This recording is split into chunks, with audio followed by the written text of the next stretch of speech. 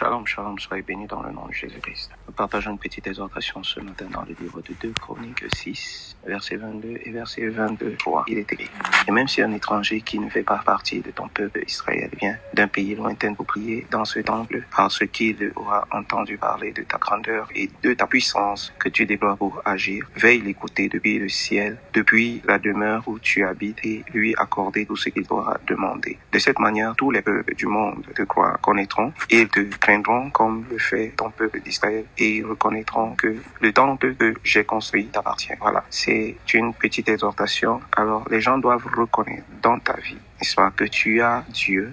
Les gens doivent reconnaître Dieu dans ta vie. Et comment reconnaître Dieu? La Bible déclare que toi, en tant qu'étranger, si tu commences à prier, Dieu va t'exaucer. Et comment il va t'exaucer? Il y a déjà une chose que tu dois reconnaître dans ta vie. Tu dois reconnaître que Dieu est grand. Alléluia. La première des choses, c'est que tu dois reconnaître la grandeur de Dieu.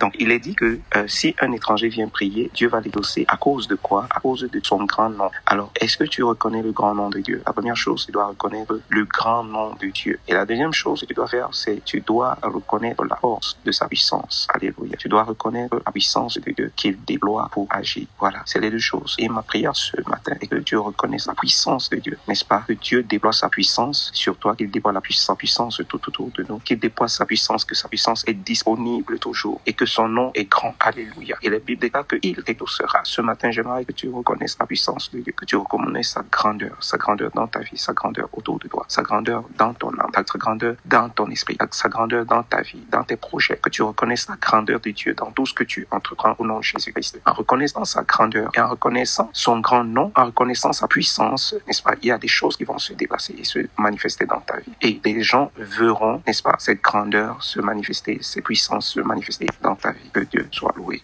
Amen.